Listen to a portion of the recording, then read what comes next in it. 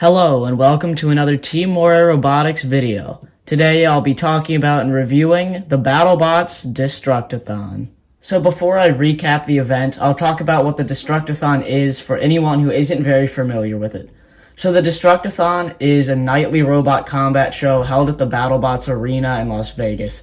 It takes place in the same place that the main televised competition is held. It's referred to as the first nightly robot combat event. It's not actually every night, but it is almost every single night from the end of March until the end of April. The actual BattleBots competition that airs on Discovery is all the teams that are competing to actually win the whole event, but the Destruct-A-Thon is totally separate from that. Every night there are 5 fights, and each night typically has the same battles. The fights don't actually count towards anything, so each night is its own event. There's no tournament, and the wins don't actually affect anything overall. The robots fighting are show robots built specifically for the Destruct-A-Thon. There are 13 of them if you count Ginsu, and 10 of them fight every night.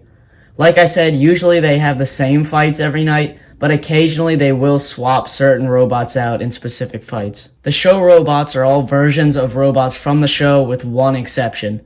I think the way BattleBots did this is they asked builders to build versions of their robots for the show, and certain builders who had the time and money decided to do it. They all had to build 5 or 6 of their robots because they fight every night and they need to have replacements and a lot of repair time. To cut down on costs for the builders, there was no weight limit for the show robots because it isn't an actual competition, it's a live show. This means that instead of bots being 250 pounds, some of the robots were over 300 pounds. So basically, teams from the TV show built versions of their robots for the Destruct-A-Thon. So you won't see the real Witch Doctor and Hypershock, but you will see official versions of them. And since the show is nightly, the teams who built the robots can't be there because they have jobs. So different drivers and people representing the teams will be there. Alright, I think I've covered everything I need to, so let's get into what I thought of the event. To start off, I loved the BattleBots Destruct-A-Thon. Since the same fights happen every night, they're guaranteed to be good battles because they know which robots put on a good show against each other. In fact, every fight was better than the last one.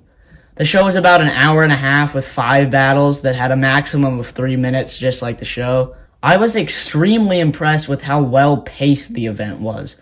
Once the opening video played, there wasn't a single moment where I felt like I was just waiting for the next fight to happen.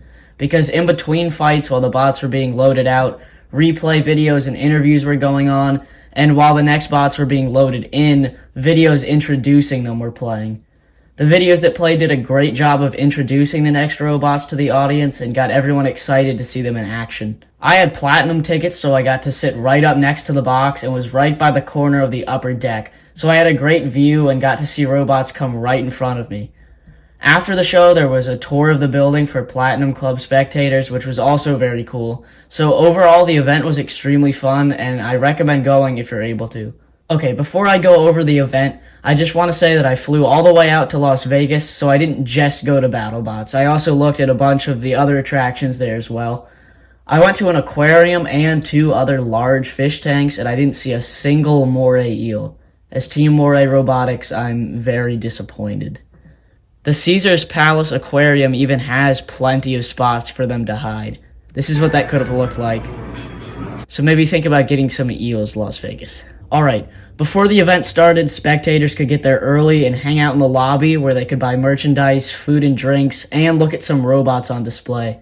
They had Season 5 Tombstone, Scorpios, and Jackpot, as well as some parts from the show robots. About a half hour before the fight started, we were taken to our seats, and I got to see just how close I was to the arena. Before the first fight, co-creator of BattleBots himself, Trey Roski, did a Q&A with the audience where we found out that his favorite BattleBot is Bronco, and we learned about his Robot Wars robot, La Machine. The event started with a video meant to get the audience excited where it showed clips from the show, and it did a really great job. The host came out of the tunnel and introduced themselves as well as some of the crew.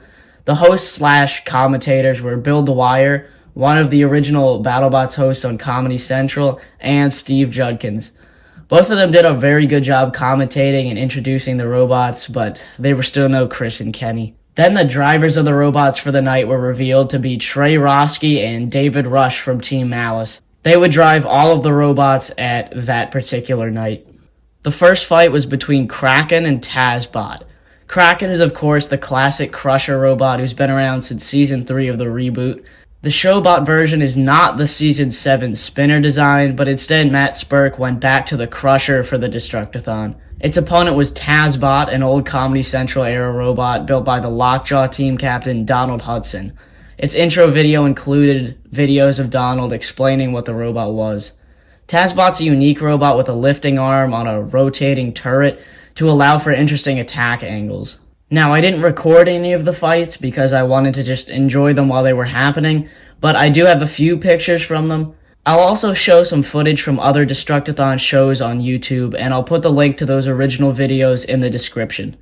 So the fight started with Tazbot getting a few lifts in and flipping Kraken, but Kraken was able to self-right and then bite down on Tazbot and slam it into the wall. A section of Tazbot's chassis, including 2 of its wheels, broke off, but that was meant to happen because it's supposed to break off and become a mini-bot. However, the mini-bot instantly got stuck on the wall and immobilized for the entire fight. The rest of the fight was just Kraken slamming Tazbot into the walls, and eventually Tazbot died by the screws and was counted out, giving Kraken the knockout victory. This was definitely the weakest fight of the night, but it was still entertaining because of Kraken's constant aggression. The next fight was Mammoth versus Overkill.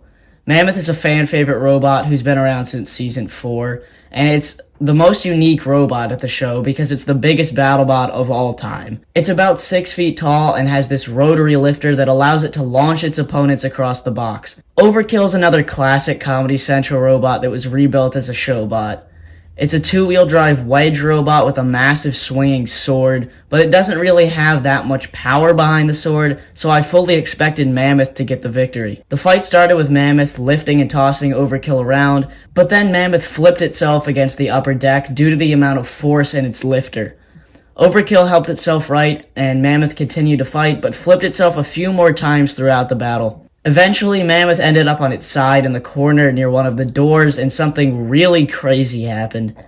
Mammoth pushed off of Overkill with its lifting arm and managed to throw itself out of the arena, causing the fight to end in an instant out-of-the-arena knockout. Everyone in the audience went wild, and the host said that this is the first time that this has ever happened at the Destruct-A-Thon, so I guess I was there to see the first time that Mammoth was thrown out of the arena. The third fight was between the legendary Nightmare and a mystery robot. The mystery robot was revealed to be a slot machine attached to half of Ginsu. I knew this coming into the event, so it wasn't exactly a surprise, but I knew it would be really great to see. So Nightmare is a robot who's competed in the Comedy Central era as well as the first 2 reboot seasons, but it's been retired since 2016.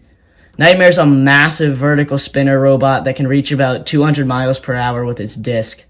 The fight started with Nightmare circling and spinning up its disc while the slot machine tried to run away. After about 15 seconds of this, Nightmare went straight at the front of the slot machine, and it was spectacular. Pieces of the machine went flying all over the battle box, and some definitely ended up hitting the ceiling.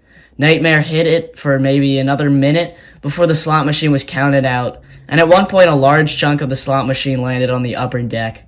This was more of an exhibition than an actual fight, obviously, but it was absolutely incredible to see it in person.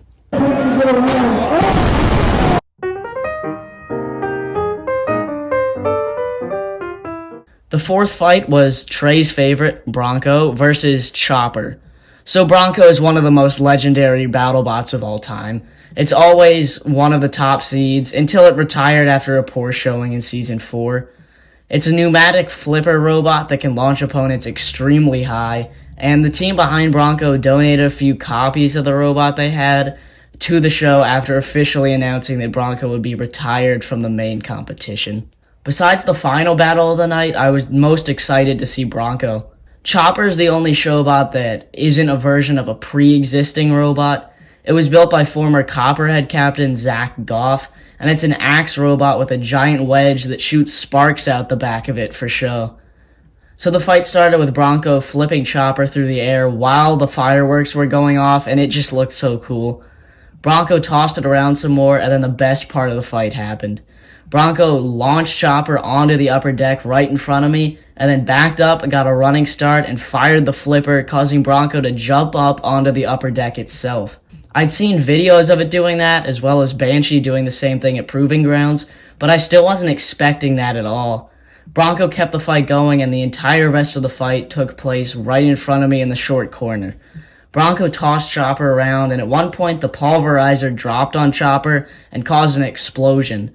I don't know how this happened, but I've seen it happen in another fight, so maybe it was planned somehow, but I don't know exactly how they would do that. Chopper was flipped and immobilized, and it was counted out. This was the second best fight of the event, in my opinion, because of how awesome Bronco throwing Chopper through the air was.